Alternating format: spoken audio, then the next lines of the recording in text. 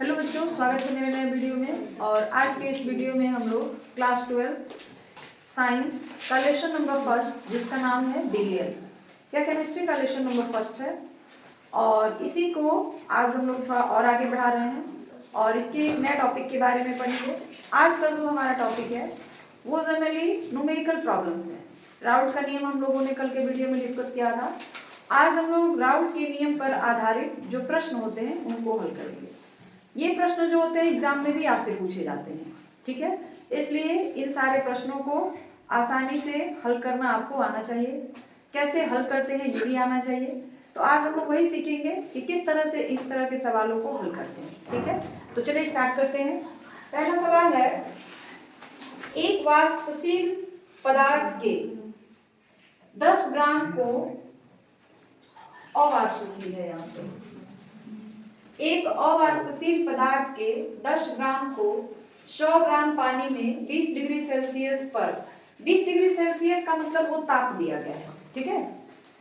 लेकिन आपको जब आपने राउट का नियम पढ़ा है उसमें ताप का कहीं यूज नहीं किया गया, जो फॉर्मूला है उसमें। तो इस ताप से आपको कोई लेना देना नहीं, बस वो बताया जा रहा है कि किस ताप पर जो अभिक्रिया है वो हो रही है।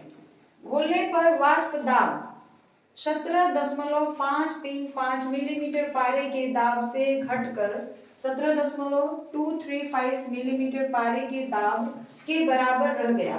विलेय का आणविक द्रव्यमान, जिसको हम लोग अणुभार भी कहते हैं या मोलर द्रव्यमान भी कहते हैं, ठीक है, ज्ञात करना है। हम लोगों ने एक फॉर्मूला पढ़ा था राउट के नियम में कि किस तरह से हम लोग राउट के नियम की सहायता से किसी अवाष्पशील विलेय पदार्थ का अणुभार ज्ञात कर सकते हैं। तो वो फॉर्मूला क्या था, दोनों के बीच संबंध देखिए।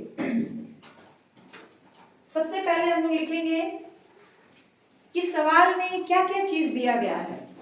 कोई भी सवाल आप हल करने जाते हैं तो पहले ये बताने की कोशिश करिए कि उस सवाल में क्या क्या चीज आपको दिया है, और फिर आप ये बताएंगे कि क्या आपको निकालना है, किस फॉर्मूले का यूज करेंगे, ठीक है।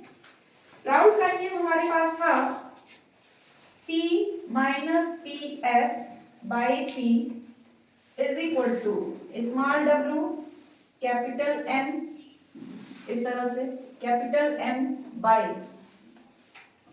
Capital W small m। यही था ना राउट का नियम। इसमें P क्या था, ये जो P है शुद्ध विलायक का वाष्प दाब है, PS विलयन का वाष्प दाब है, स्मॉल w क्या है, विलेय का द्रव्यमान है जो ग्राम में दिया होगा, कैपिटल W M क्या है, विलायक का मूलक द्रव्यमान है या उसी को आणविक द्रव्यमान या अणुभार कहा जा रहा है। कैपिटल W क्या है, तो विलायक की मात्रा है जो कि ग्राम में दिया होगा, और स्मॉल m क्या है, विलेय का अणुभार है, ठीक है। हमको इसमें निकालना क्या है, विलेय का आणविक द्रव्यमान।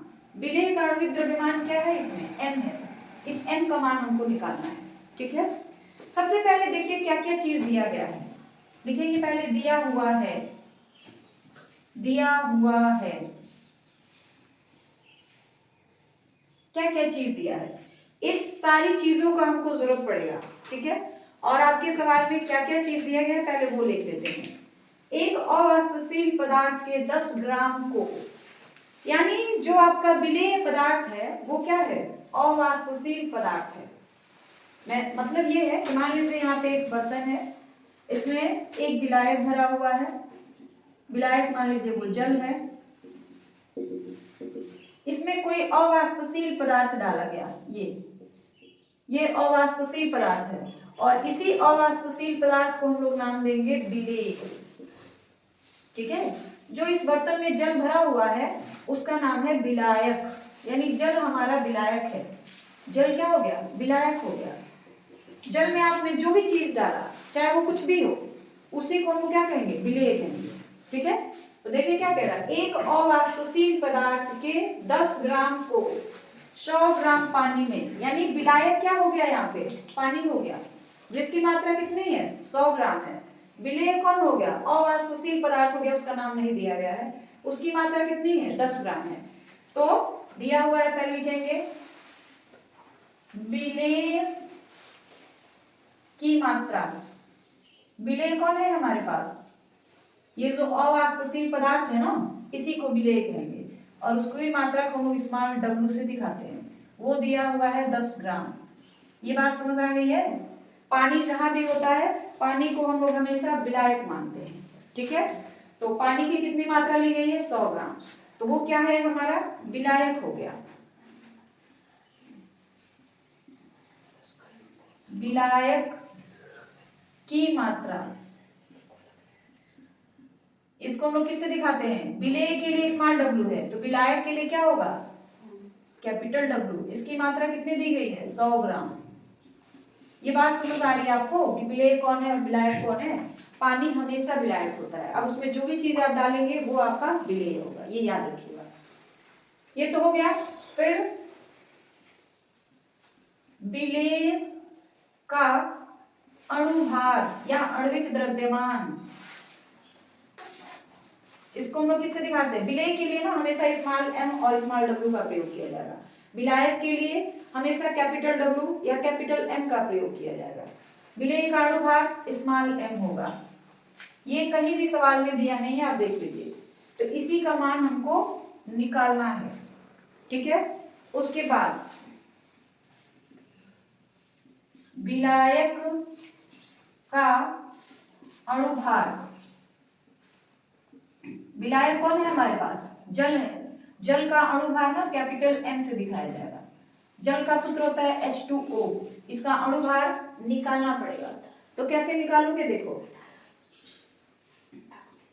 H जो है इसका अणुभार 1 होता है, एक हाइड्रोजन के लिए। हमारे पास H कितना है?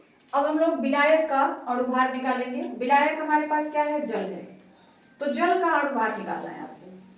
तो जल का अणुभार निकालने के लिए जितने भी तत्व हैं सबका आपको अणुभार पता होना चाहिए, तभी हो पाएगा। जैसे यहाँ पे देखिए H2O है, अणुभार, सूत्रभार, मोलर द्रव्यमान या आणविक द्रव्यमान, कुछ भी कहिए, तीनों चीज देखिए। देखिए हाइड्रोजन के एक परमाणु जो होता है उसका जो अणुभार होता है वो 1 होता है। यहाँ पे कितने हाइड्रोजन दिए गए हैं? 2। तो 2 का कितना हो जाएगा? ठीक है। ऑक्सीजन के एक परमाणु का जो अणुभार होता है 16 होता है, तो ये हो जाएगा 16। टोटल कितने हो गए? 18। यानी जो हमारे पास जल है, विलायक है, उसका अणुभार कितना हो जाएगा? 18 हो जाएगा, ठीक है।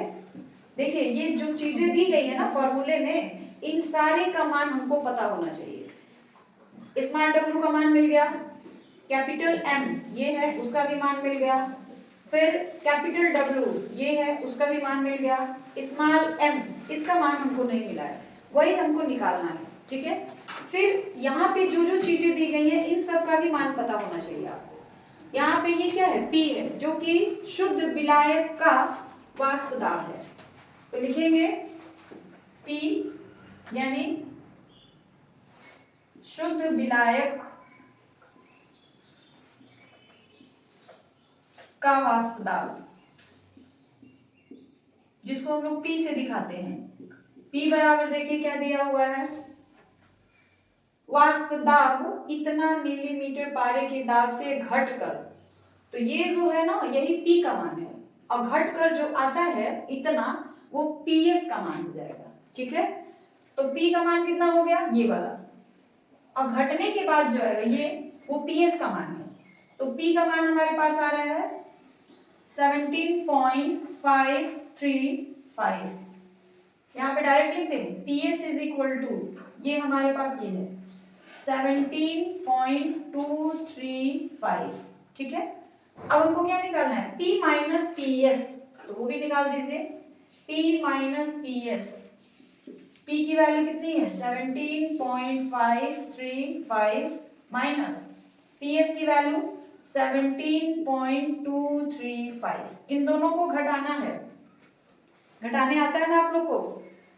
ओके, यहाँ तक आपको दिखाई पड़ रहा है। तो पहले हम लोग दोनों को क्या कर देंगे? घटा देंगे। तो घटाने के बाद कितना आएगा देख लीजिए, 5 में से 0, फिर 0, 3.7 में से 7 घटेगा 0, 0, यानी 0.300 इन दोनों को घटाने पर आया है, ठीक है। यहाँ तक सब कुछ क्लियर है आपको? अब क्या करना है? इस फॉर्मूले पे रख देना है। जो जो मान आपको मिले हैं ना सारे मान यहाँ पे रख लीजिए, उसको हम लोग यहाँ पे रख करते हैं क्योंकि उधर दिखेगा नहीं।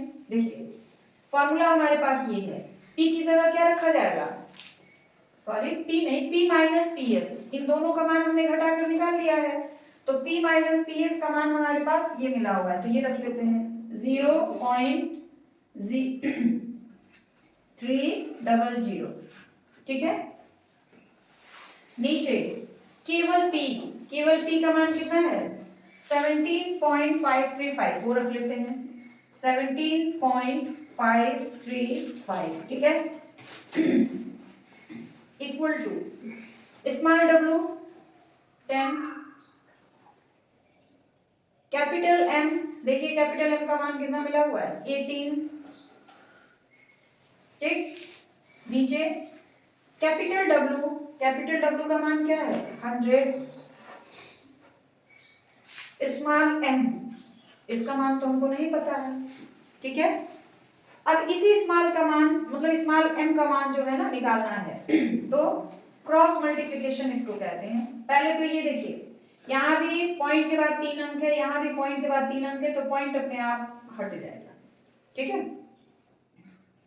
क्रॉस मल्टीप्लिकेशन करते हैं तो ये हो जाएगा 300 इंटू, ये पूरा इसके साथ इंटू हो जाएगा 100 इंटू m। देखिए ये पूरा चीज इसके साथ मल्टीप्लाई हो गया और ये पूरा चीज इसके साथ मल्टीप्लाई हो जाएगा, तो इधर आ जाएगा 17535 इंटू 10 इंटू 18। ये लाइन समझ आई आपको? ये पूरा नीचे वाला जो है ना इसके साथ, ये जो 300 है हमारे पास इसके साथ इंटू हो गया, और ये जो नीचे वाला पूरा है इसको हमने इस पूरे के साथ इंटू कर दिया। तिरछा गुणनफल इसी को हम लोग कहते हैं, ठीक है। अब हमको m का मान निकालना है, तो m बराबर क्या हो जाएगा, ये सारी चीजें इसके नीचे आ जाएंगी 17535 इंटू 10 इंटू 18 बाई ये जो भी m के साथ है ये सारा इसके नीचे, तो आ जाएगा 300 इंटू 100, क्लियर है, 300 इंटू 100। अब काट सकते हैं इसको आप, 17535 इंटू 18, ठीक है, और नीचे कितना हो जाएगा 3000, क्लियर है। अब क्या करेंगे, इन दोनों को मल्टीप्लाई कर देंगे, ऊपर वाले दोनों को हम लोग क्या करेंगे मल्टीप्लाई करेंगे, और नीचे जो 3000 है इससे हम लोग भाग देंगे। इतना जो हम लोग कैलकुलेट करेंगे तो आएगा 105.2, ये कैलकुलेट करके हमने रखा हुआ है, तो ये आपका आंसर आ जाएगा, ठीक है। ये आपको क्या करना है, पहले इन दोनों को मल्टीप्लाई कर देना है, फिर जो आएगा उसको 3000 से यानी 3000 से भाग दे देना है, तो भाग देने पे ये चीज आएगा आपका आंसर। यानी जो आपका विलेय है उसका आणविक द्रव्यमान कितना हो जाएगा 105.2। आइए बात समझ में, तो जल्दी से इसका स्क्रीनशॉट ले लीजिए फिर आगे बढ़ा जाए। अब हम लोग एक दूसरे सवाल को हल करेंगे, जिस तरह आपने पहले सवाल को हल किया था बिल्कुल उसी तरह इसको भी हल करना है।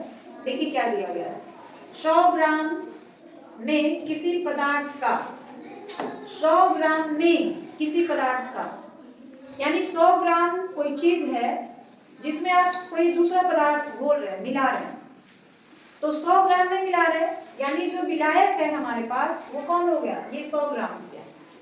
अब विलायक क्या है अभी तक हमको पता नहीं चला है, अब आगे पढ़ेंगे तब पता चलेगा कि विलायक कौन है और विलेय कौन है, लेकिन इतने दूर पढ़ के आप पता लगा सकते हैं कि विलायक की जो मात्रा दी गई है वो 100 ग्राम दी गई है, ठीक है।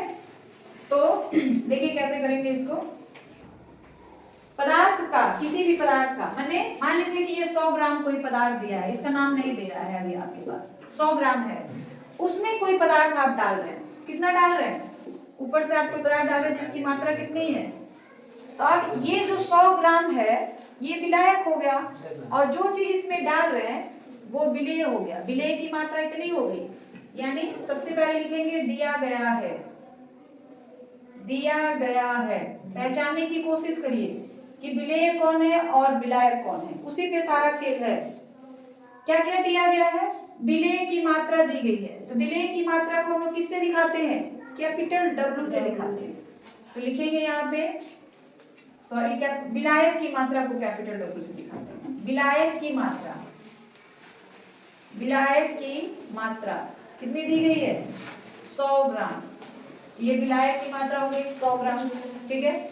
उसमें कोई पदार्थ डाला गया इतना ग्राम, यानी विलेय की मात्रा कितनी हो गई, विलेय की मात्रा, विलेय की मात्रा को हम लोग किससे दिखाते हैं, स्मॉल डब्ल्यू से, 1.71 ग्राम। ये बात समझ आ गई। अब आगे घोलने पर उसका वाष्प दाब 758 मिलीमीटर से घटकर 747.1 मिलीमीटर के बराबर हो जाता है, यानी P का मान, P यहाँ लिखते हैं, P बराबर दे दिया है 758 मिलीमीटर को लिखना है, और PS इसका मान दे दिया है, ये देखिए 747.1 mm, ठीक है। यदि पारे का परमाणु भार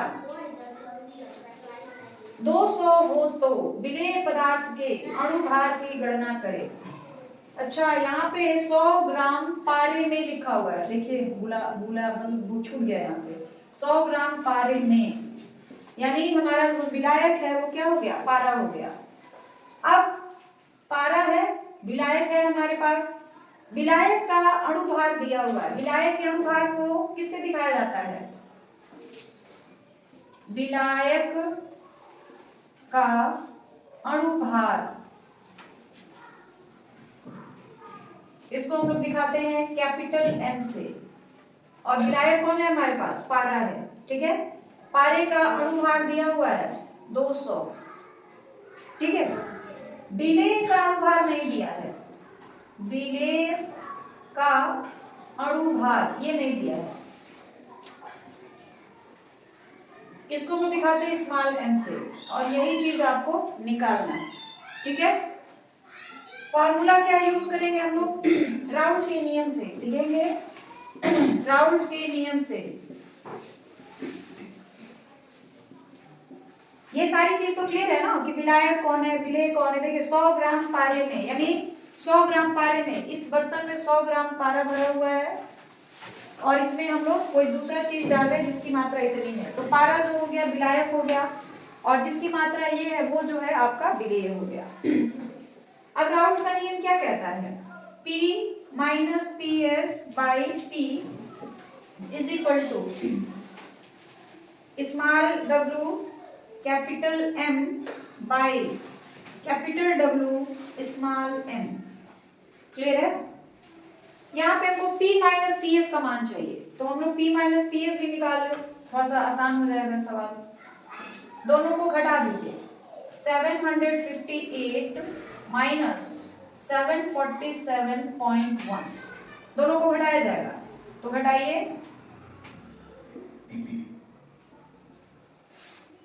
58 है।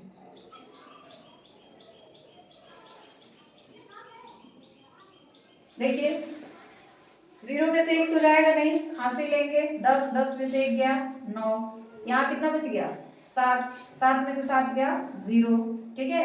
यहाँ 1, 7 में से 7 गया 0, यानी P माइनस PS का मान कितना आ गया 10.9। आगे बात समझ में, दोनों को हमने घटा दिया। अब P माइनस PS का जो भी मान आया है यहाँ पे रख दीजिए, तो देखिए P माइनस PS का मान हमारे पास ये आया हुआ है, ठीक है। तो ये हम लोग रख लेंगे 10.9 बाई P, P क्या है 758, तो वो रख लीजिए, is equal to small w, देखिए स्मॉल w क्या है, ये 1.71, कैपिटल M का मान यानी पारे का अणुभार 200, कैपिटल W यानी विलायक का द्रव्यमान 100 ग्राम, स्मॉल m ये आपको नहीं पता है, इसी का मान निकालना है, ठीक है। तो देखिए अब यहाँ पे हम लोग तिरछा गुणा करेंगे, क्रॉस मल्टीप्लिकेशन जिसको कहते हैं, ठीक है ना।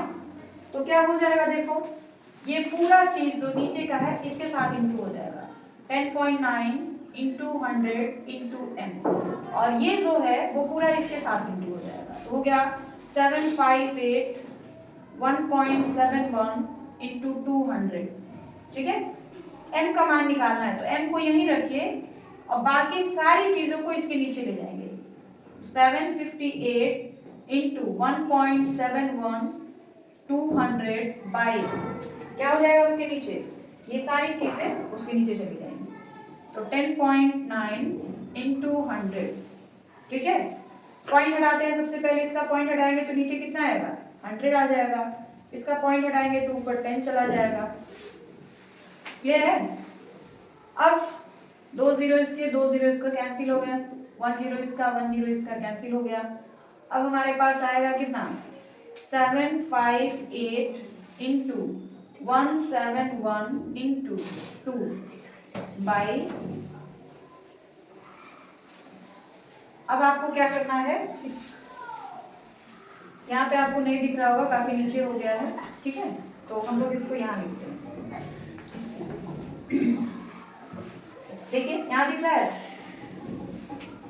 ये भी आपको नहीं दिख रहा है, तो इसको भी ऊपर ले चलना पड़ेगा।